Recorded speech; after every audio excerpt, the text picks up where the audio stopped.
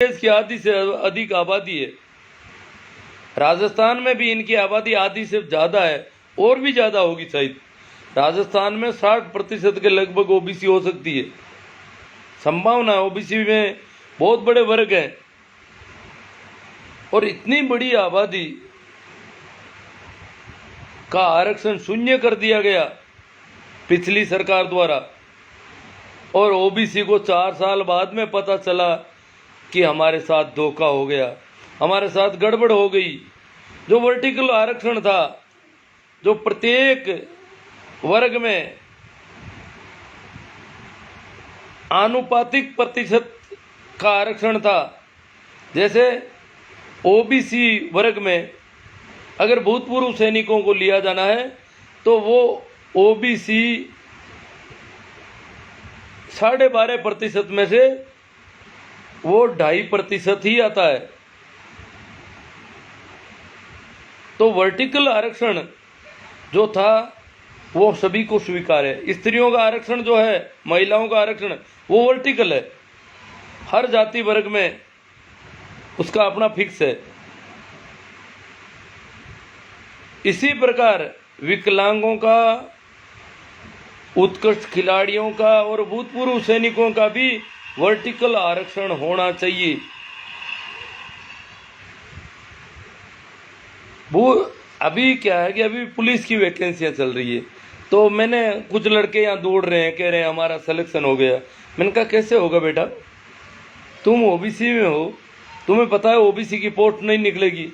क्या नहीं, इस बार तो उसमें लिखा इतनी ओबीसी की पोस्ट है, इतनी भूतपूर्व सैनिकों की अलग अलग लिखी हुई है।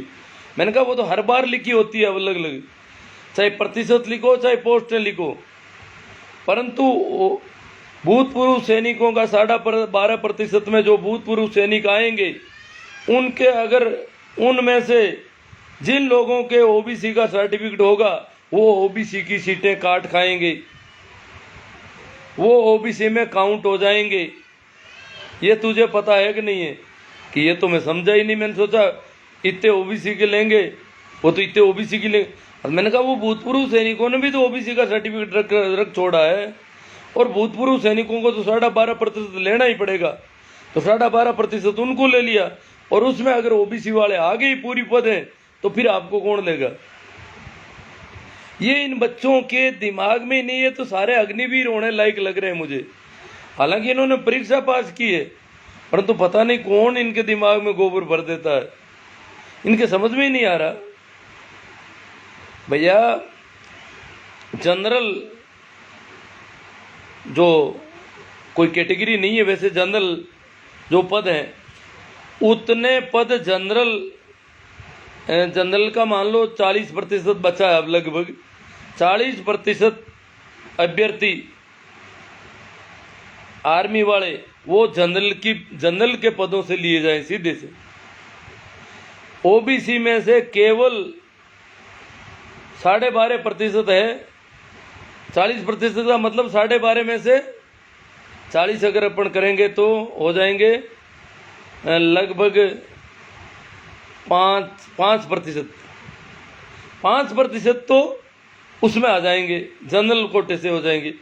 तो पीछे बचे 7.5%, उसमें से 2.5% ओबीसी के कोटे से निकल जाएंगे। 21% 2.5 से थोड़ा सा ज्यादा मान लो, तो फिर पीछे बचे 5% थोड़े बहुत कम। वो पद 5% से थोड़े बहुत कम है, वो एमबीसी एसबीसी है क्या उसका नाम, जो विशेष पिछड़ा वर्ग, विशेष पिछड़ा वर्ग का भी उसमें 0.5% से ज़्यादा हिस्सा हो जाएगा, और एससी एसटी का होगा। यूं करके वो वर्टिकल आरक्षण होता है। उसमें फिर वो सैनिक चाहे किसी भी जाति वर्ग के हों, वो वर्टिकल आरक्षण में किसी एक विशेष वर्ग को नुकसान नहीं होगा, सब में से बराबर कटेगा। अन्यथा 12.5% सैनिक लिए, फिर उनकी जातियां देखी वो किस किस जाति के हैं, उस जाति के वो इतने पद जो थे उन सैनिकों को मान लिया गया। ये है ओरिजेंटल आरक्षण, और इससे नुकसान हो रहा है, ये समझना पड़ेगा। और ये प्रजातंत्र की मामला है। कुछ देखते हैं कि वो जा रहे हैं, इतने लोग चले जाएंगे, कुछ नहीं है। अभी तक अगर देखा जाए, बाड़मेर, सूरतगढ़, चोमू, नागौर, टोंक, यहाँ पर ओबीसी की सभाएं हुई है, उनमें अगर लोगों की संख्या को देखें तो कौन तुम्हारी बात मानेगा? कैसे मानेगा? क्यों मानेगा? अगर इतने कम लोग इस बात के इच्छुक हैं तो उनकी बात माने, या जो अधिक लोग उसके खिलाफ है उनकी माने। प्रजातंत्र में सरकारें वोटों को देखती है कि वोट किधर है, लोगों का आक्रोश कितना है, इस मामले से लोग नाराज कितने हैं और राजी कितने हैं। जो बाहर खड़े देख रहे हैं तमाशा, वो तो राजी हैं, और जो यहाँ आकर के खड़े हो रहे हैं इन मीन 3.5 लोग, वो नाराज हैं। तो उनकी वजह से सरकार क्यों उनसे पंगा मोल लेगी जो बड़े राजी हैं इस विसंगति से? ये समझने वाली बात है। अगर बड़ी संख्या आप इकट्ठी नहीं कर सकोगे, और सभी कहते हैं कोई कोई चला जाएगा, कौन चला जाएगा? वो तो वही बात है। अभी मैं भाई गोदारा जी की पोस्ट में देख रहा था कि एक राजा ने आदेश दिया, अंधेरे में एक कढ़ाई रख दी और आदेश दिया कि पूरे गांव के लोग, जो पशुपालन का धंधा था, तो एक एक लोटा दूध उस कढ़ाई में डालेंगे, कल जश्न है और दूध काम में लेंगे। इसलिए रात का अंधेरा पड़ने के बाद में जाकर के अपने सभी जाएंगे, कोई पीछे नहीं बचेगा, जाके डालेंगे। तो लोगों ने कहा ठीक है जाए। फिर लोगों ने, अलग अलग दिमाग है, भारतीय दिमाग का आप जानते ही हो, किसी ने सोचा कि क्या करें यार, दूध तो लोग डालेंगे ही, मैं एक लोटा पानी डाल के आ जाऊं, क्या फर्क पड़ेगा? अंधेरे में कौन देखता है? पता नहीं उसने सोचा या किसी और ने भी सोच लिया। सुबह देखा तो पूरा कड़ा पानी से भरा था। इसका मतलब कोई भी दूध लेके नहीं गया। तो कोई भी अगर वहां नहीं जाता है तो भाई सरकार क्यों मानेगी उस बात को? कह रहे हैं सरकार मान क्यों नहीं रही है? सरकार वोटों की गिनती कर रही है कि कितने लोगों में आक्रोश है, कितनी नाराजगी है, कितने लोग इस विसंगति को रखने के पक्ष में है, लागू रखने। क्यों विसंगति शुरू की गई? इसका मतलब किसी का फायदा था, तभी तो ऐसा किया गया।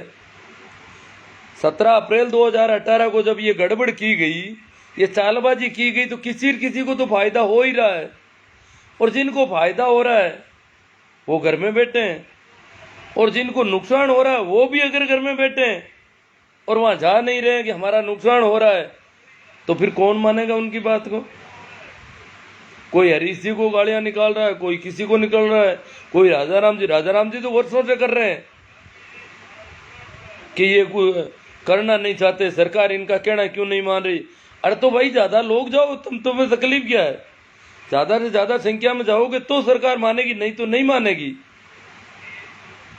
अपेक्षा करते हैं कि सभी लोग इसमें भाग लें, और ओबीसी नहीं, एससी एसटी के लोग भी इस मामले में हमारे साथ हैं। परंतु है वही जो कुछ एक लोग हैं, बाकी जो बहुत बड़ी संख्या होनी चाहिए वो अभी नहीं है। तो अब मैं अभी क्या है कि आज कोई मंदबुद्धि गोबर भक्तों से पाला पड़ गया। वो कह रहे हैं कि आरक्षण से अयोग्य लोग आते हैं, या जो ईडब्ल्यूएस है वो बहुत कमजोर तबका है, ईडब्ल्यूएस को कमजोर बता रहे हैं। अब इनको पूछा जाए कि समाज में चलती किसकी है ज्यादा?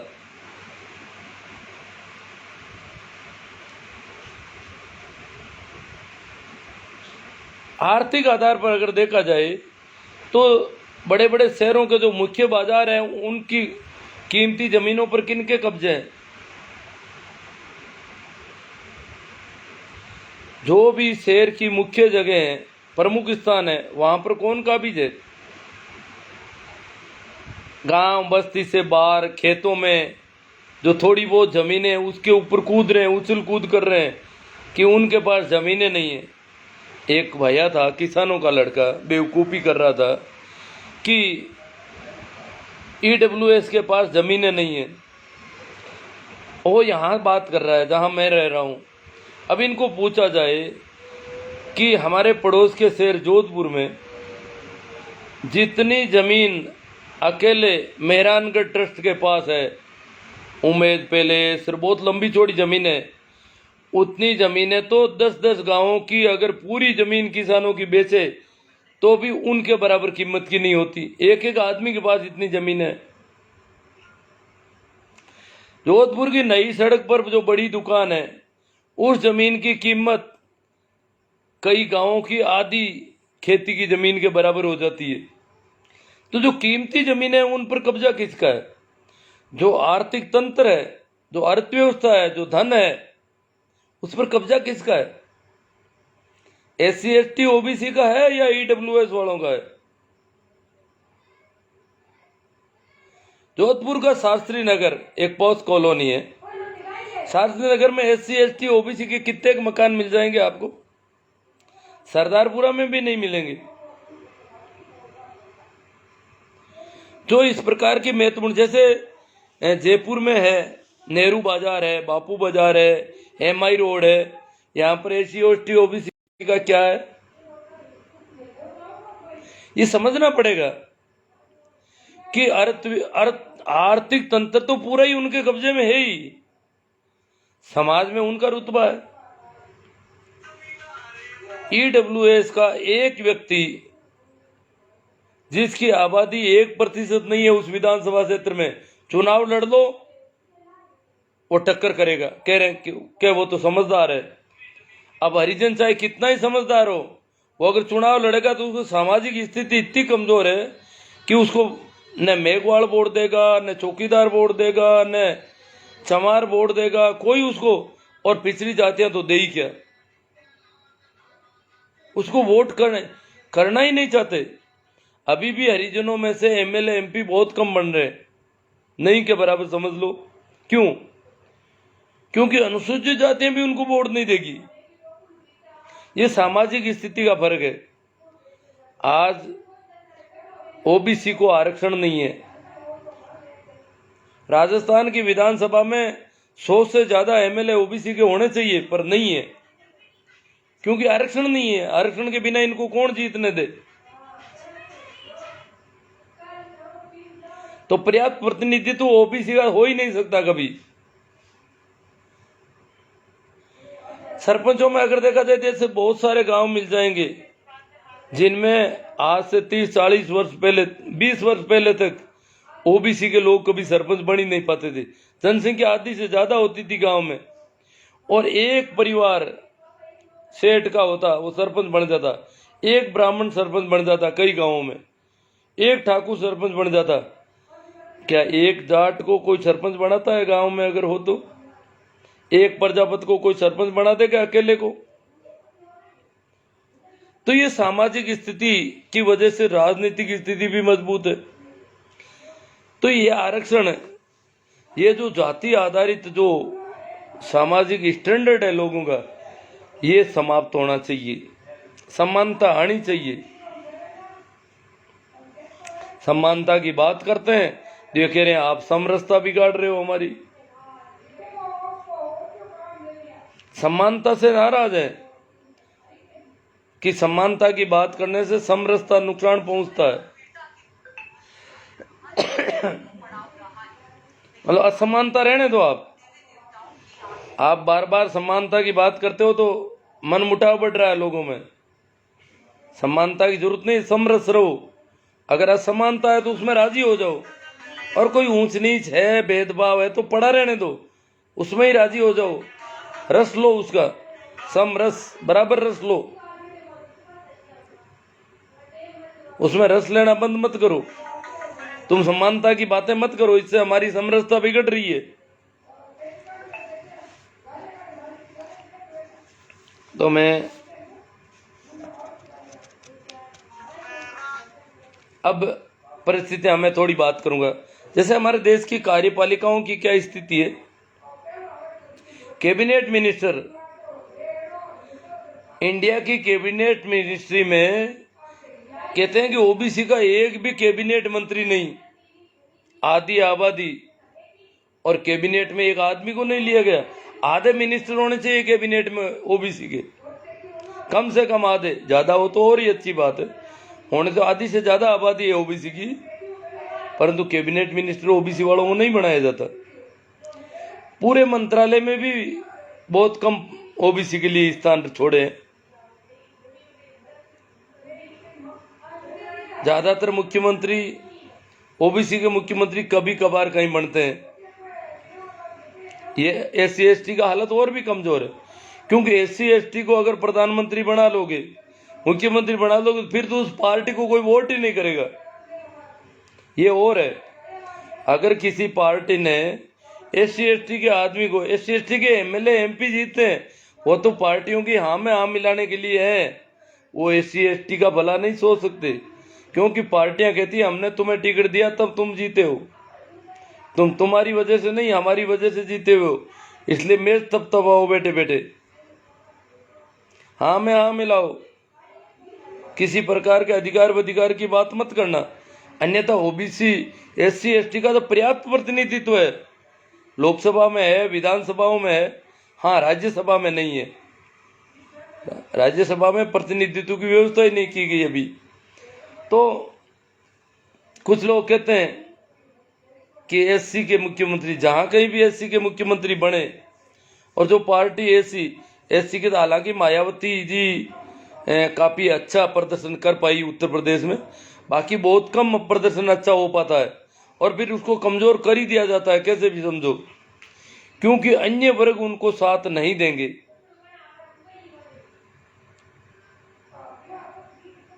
मेतरानी भी पड़ोस की मेतरानी को ऊंचा उठने नहीं देना चाहती। हाँ, राजरानी को चाहे कितनी ऊंची उड़ जाए, मेतरानी को कोई तकलीफ नहीं, पर पड़ोस की मेतरानी अगर थोड़ी ऊंची उठ गई तो उसकी खाना पीना हराम हो जाता है। तो एससी की जो लड़की जाती है, मानी जाती है, वो आपस में एक दूसरे को ऊंचा उठने में राजी नहीं हो सकती। हाँ, जो पहले से ऊंचे उनके पीछे तो हाँ मैं हूं, भू बेड़ी भू, सभी उनके लिए तो, उनके तो गुणगान गाएंगे, पर इनमें से कोई ऊपर उठेगा तो इनको तकलीफ हो जाएगी, इनकी रोटी पानी होने लगेगी। तो इसलिए पार्टियों के मुखिया, राज्यपाल भले ही बना दो, प्रधानमंत्री और मुख्यमंत्री तो हर एक पार्टी बसती है कि भाई इनको नहीं बनाना है, परंतु हम कहते हैं भाई कैबिनेट में तो लो ना।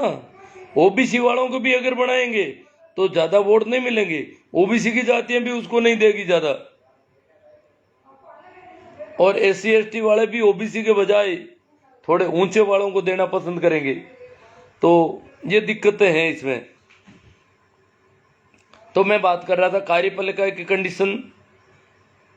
कार्यपालिका में आप सेक्रेटरीट भी ले सकते हैं, अफसरशाही भी ले सकते हैं, सब में प्रतिनिधित्व की कमजोरी है।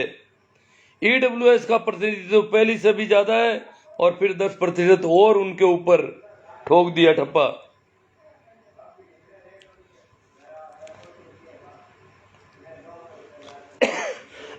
दूसरा है व्यवस्थापिका। व्यवस्थापिका में दो तरह के सदन है, लोअर सदन, हायर सदन। उच्च सदन में प्रतिनिधित्व के लिए कोई व्यवस्था नहीं है, इसलिए पूरा कब्जा पूंजीपतियों का है। निम्न सदन में, लोकसभा में या विधानसभा में, इनमें एससी एसटी के लिए परसेंटेज निर्धारित है, इसलिए उनका प्रतिनिधित्व है, परंतु वही पार्टियों की नकेल डाल के उनको वहां बिठाया जाता है। अपने आप में अगर कोई एससी एसटी का कहता है कि मैं तुम्हारी पार्टियों के बिना मेरे हिसाब से रहूंगा, तो उसको बीजेपी से खड़ा हो जाएगा, तो बीजेपी वाली जातियां आंधी होकर के उसको वोट करेगी और फिर अपने तरीके से उठ बैठ कर निकलवाएगी। कांग्रेस से खड़ा होगा तो कांग्रेस के जो वर्ग हैं वो वोट देंगे और अपने तरीके से उठ बैठ करवाएंगे। ये हालत है एससी एसटी की प्रतिनिधित्व की। न्यायपालिका तो जानते ही हैं, कुछ विशेष घरानों का कब्जा है न्यायपालिका में आज भी हमारे देश में। इससे ज्यादा बुरी हालत क्या हो सकती है? क्या न्याय करना सिर्फ वही लोग जानते हैं? संविधान के हिसाब से न्याय करना दूसरे लोग नहीं कर सकते, परंतु कुछ विशेष घराने हैं, उनका कब्जा है।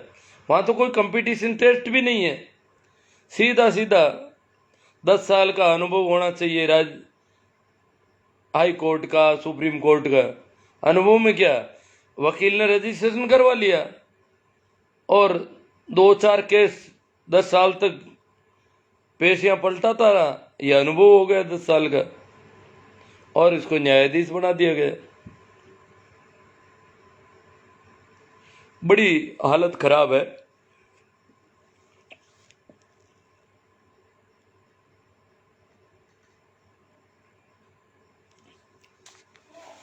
जाति के आधार पर अयोग्य लोगों को अगर बिठाया जाता तो ठीक नहीं है। हमारे संवैधानिक आरक्षण में योग्यता कंपलसरी रखी गई है। ये जो सारे मटेरियल आ रहे हैं ना, -% वाला वो बन गया और वो ये हुए, ये सारे आईटी सेल की करामात है।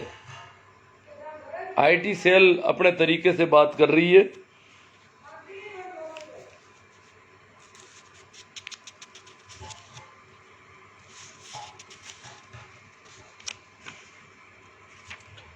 अब क्या है कि सवाल तो बहुत सारे हैं, मैं इनको कैसे लूं?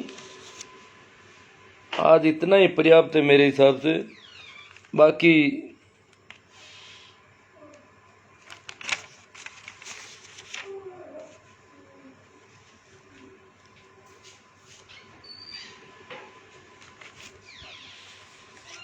याद रखना 30 तारीख को जयपुर चलना है। ज़्यादा से ज़्यादा संख्या में हम कैसे इकट्ठे हों और कैसे हम हमारी मांग मनवाएं, और जो 10,000 पदों का जो नुकसान हुआ है उसकी अलग से भर्तियां निकलवाई जाए। ये सारे काम करवाने बहुत सारे। वैसे तो इतना है कि हमें हमारी आबादी के अनुपात में प्रतिनिधित्व की मांग करनी है। हमारी आबादी अगर आधी है तो आधे कलेक्टर हमारे होने ही चाहिए, आधे एसपी होने ही चाहिए, आधे टीचर हमारे होने ही चाहिए। ओबीसी की कहते हैं आधे से ज़्यादा आबादी है। आधे से ज़्यादा आबादी है तो जहाँ जहाँ भी हम आधे नहीं है वहाँ आधे होने चाहिए। अब इसका पता कैसे चले? ओबीसी की जनगणना प्रकाशित करवाई जाए जो 11 में कर ली गई है, और फिर रेगुलर अलग अलग जनगणना करवाई जाए। जब जातियां हैं तो जाति आधारित जनगणना करने में क्या तकलीफ है? जैसे ही जनगणना होगी पता चल जाएगा कि इनका प्रतिनिधित्व इनकी आबादी के अनुपात में नहीं है, तो हम तो हमारी आबादी के अनुपात में हमारा प्रतिनिधित्व मांगते हैं। हमें किसी प्रकार का सहयोग नहीं चाहिए, किसी प्रकार का आरक्षण नहीं चाहिए। हमारा प्रतिनिधित्व हमें मिल जाए, हमारे लोग उतने हो जाए वहां पर जितने हमारी आबादी है। हमारे वर्ग के लोग होने चाहिए तो हमारी चिंता कर सके। हमारे बीच में से निकला व्यक्ति हमारी परिस्थितियों को जानता है। अब मैं आपके कुछ कमेंट पर बात कर लेता हूं क्योंकि काफी टाइम हो गया। और मैं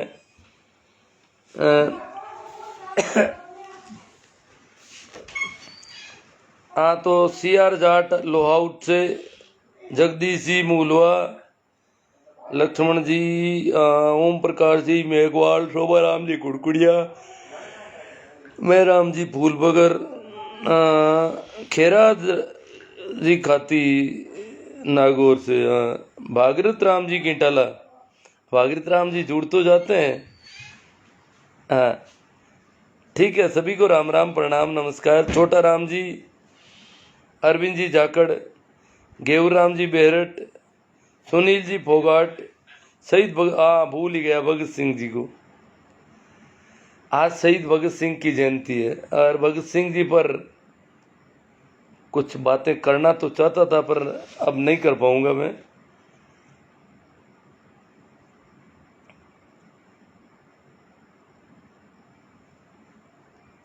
भगत, मैं 800 सन्यासियों और 800 ने कहा जिस दिन भगत सिंह को फांसी लगी उस दिन हिंदुस्तान की जवानी को फांसी लग गई। तो हिंदुस्तान की जवानी कमजोर हो गई। उस दिन के बाद में जवानी जवानी नहीं रही। भागीरथ राम जी गीटाला, जाट गौतम, तेजाराम जी हुड्डा, सरवण राम जी काला, बलवीर जी खोजा, जगदीश जी करसावा, माँ साहब राजा राम जी मील ने कुछ दिनों पहले जयपुर में माड़ी सैनी समाज ने धरना प्रदर्शन किया था, जिसका लोकतांत्रिक तरीके से सभी भारतीय नागरिकों को समान अधिकार है, मगर हमारे राजस्थान महासभा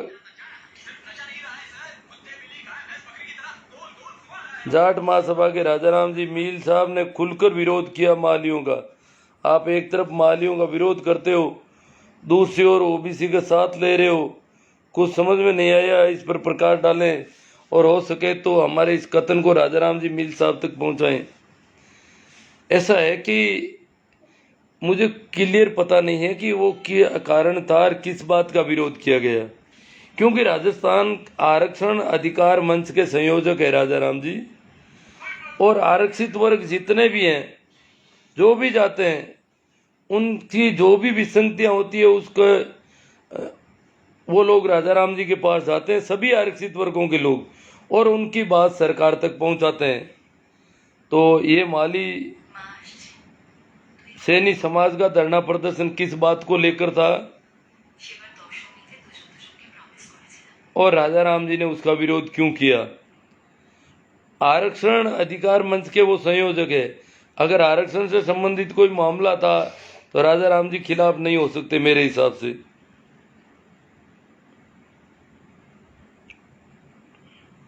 ये बात पूरी तरह से मुझे जब तक पता नहीं हो तब तक मैं नहीं कह सकता इसके बारे में कुछ भी।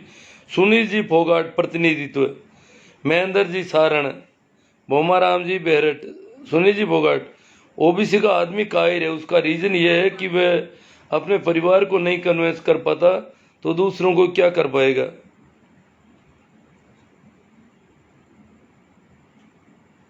सूर्यवीर राजमाली वो कह रहे हैं आर्मी जिंदाबाद। अब देखो, कुछ लोग कह रहे हैं कि आप आर्मी के खिलाफ कर रहे हो। आर्मी का 12.5% आर्मी को मिलेगा, परंतु वो पूरा का पूरा ओबीसी के युवकों का नहीं खाया जाना चाहिए। ओबीसी की महिलाओं को कोई दिक्कत नहीं हो रही है। ओबीसी पुरुषों का आरक्षण आर्मी और उत्कर्ष सैनिकों में काउंट किया जा रहा है। आरक्षण में आरक्षण, ये बहुत बड़ी गड़बड़ है। सुनील फोगाट, गुरुजी आप किस विषय पर है? सीधा सीधा बोलो ना। अब पता नहीं मैंने क्या तिरछा बोल दिया। एमएल लोहिया, ईडब्ल्यूएस वर्ग जो सदियों से आरक्षण का स्वाद ले रहे हैं, राजीव चौधरी, राजीव जी चौधरी, दौलाराम जी देवासी कोड का, सुनील जी फोगाट। जब जाट आरक्षण आंदोलन का मैकेनिक था 98 में, काशीराम जी को हम एयरपोर्ट पर लेकर आए थे, तब एक रिपोर्टर ने पूछा था कि आप जाट आरक्षण आंदोलन में क्यों आए हो। देखो, सुनील जी फोगाट बहुत अच्छी बात कहना चाहते हैं। 98 में जब जाट आरक्षण आंदोलन चला था, जाट वो कौम है जो ओबीसी के अन्य जातियों के समकक्ष है। वैसे ही उनमें नाता पड़ता है, वैसे ही मृत्यु बोझ है, वैसे ही पिछड़ापन है, बराबर स्टैंडर्ड की जाती है। और उसको पिछड़ा वर्ग आयोग ने पता नहीं कैसे रिपोर्ट दी कि जाट जो है मंडल आयोग की सिफारिशों में जाटों को आरक्षण नहीं मिला। तो बाद में जाटों ने अपनी मांग रखी। कहने में तो ये कहते हैं कि हमारे जो राजनेता थे उनके पास जब गए, उनसे जब पूछा गया तो वो कहने लगे हम तो आरक्षण के खिलाफ हैं साहब, क्योंकि जाटों को बहुत भर दिया गया पहले ही कि आरक्षण खराब है, अनुसूचित जाति वाले गलत फायदा उठा रहे हैं। इसलिए जाट तो वैसे हो गए कि हम तो इस चीज के खिलाफ हैं। कहा जाता है कि भाई नाथुराम जी मिर्जा और नटवर सिंह जी वगैरह, इन्होंने स्पष्ट इनकार कर दिया हम तो आरक्षण के खिलाफ हैं। और यही वजह रही कि जाट जो है आरक्षण से बाहर आ गए।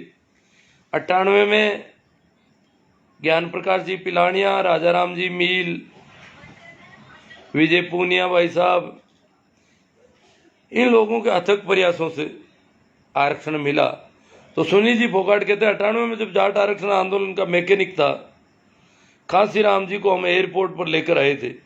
तब एक रिपोर्टर ने पूछा था कि आप जाट आरक्षण आंदोलन में क्यों आए हो, और कब कांसीराम जी ने कहा था कि जब आरक्षण खत्म करेंगे कभी मेरी ओबीसी के भाई और विशेष करके बड़े भाई जाट हमारा आरक्षण ही सुरक्षा करेगा, आरक्षण की सुरक्षा करेंगे। हाँ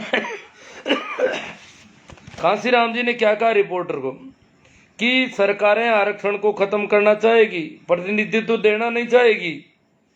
उस समय ओबीसी के भाई हिम्मत करेंगे तो सरकारों से जूझ पड़ेंगे और सरकारों से अपना हक ले लेंगे। इसलिए मैं इनके साथ हूं, और विशेषकर जाट लोग इस लड़ाई को मजबूती के साथ लड़ेंगे और आरक्षण को खत्म नहीं होने देंगे। अब क्या करें, असंवैधानिक तरीके का आरक्षण ईडब्ल्यूएस को दे दिया गया। आर्थिक आधार पर, आरक्षण में कोई आर्थिक आधार होना ही नहीं चाहिए। ये कोई गरीबी हटाओ योजना थोड़ी है, ये धन लाभ के लिए नहीं है, ये वंचित वर्गों के प्रतिनिधित्व का मामला है, जो सामाजिक और शैक्षणिक दृष्टि से पिछड़े वर्ग हैं। तो उन्होंने कहा कि जाट हमारी सुरक्षा करेंगे लक्ष्य के, लेकिन आज वो स्थिति नहीं रही। मैं मानता हूं कि ओबीसी का आदमी कायर वह अपने आरक्षण की सुरक्षा नहीं कर सकता। SC ST और मिनट की क्या सुरक्षा करेगा। जो लोग कहते हैं कि हमें मुख्यमंत्री बनाओ, वो किसे कहते हैं? राम जी सही कहते थे। रामस्वरूप जी चौधरी, बजरंग लाल जी सीला, मनीराम जी जानी, प्रेम सिंह जी सियाग, भूतपूर्व सैनिकों के लिए अलग से कोटा। अजी कोटा अलग से है भूतपूर्व सैनिकों का, परंतु वो वर्टिकल होना चाहिए, हर जाति वर्ग से उसके पद निकलने चाहिए। सोहन जी गुरलिया, महेंद्र जी कारेल, जागो ओबीसी जागो, रघुवीर जी गोरछिया झाड़ीसरा से नागौर, गुरुजी निंदा से घबराकर अपना लक्ष्य मत छोड़ना, लोगों को जागरूक करते रहो। रघुवीर जी गोरछिया झाड़ीसरा से, आप सत्य के साथ और सत्य कहते हो। प्रेम सुख जी, नमो बुद्धाय, दूसरों का प्रतिनिधित्व भीख, और जो भिखारी 50% से भी नहीं दाबते वो खुद आरक्षण को गलत मान बता रहे हैं। रामकरण जी पूनिया, रोहिणी, बजरंग जी शीला आरक्षण का विरोध बहुत ही करते हैं, ईडब्ल्यूएस का कोई विरोध नहीं करता। बजरंग जी शीला, ओबीसी SC ST के लोगों को एक नहीं होंगे तब तक कुछ नहीं होने वाला है। जय कड़वासा, गुरुजी उबासी आवे चाय पी लो। अजी चाय तो मैं पीता ही नहीं हूँ, वैसे यूं ही आ रही है उबासी वगैरह तो। ML लोहिया, चाय तो मैं कभी कभार कोई पीता हूँ, बाकी नियमित रूप से कभी नहीं पीता, और विशेषकर घर पर पीता ही नहीं हूँ। ML लोहिया, वर्तमान समय में हमारे देश का चौथा स्तंभ बहुत कमजोर है, जिसका खामियाजा देश की आम जनता को भुगतना पड़ रहा है। जगदीश जी बाकल, हाँ राम राम, सभी को राम राम। भगवान राम जी मेघवाल, देवीलाल जी चौधरी, आप शामिल हो रहे हो क्या सर? हाँ जरूर, मैं क्यों नहीं शामिल हो रहा हूँ। मैंने टिकट तो करवाया है पर अभी वेटिंग में चल रहा है।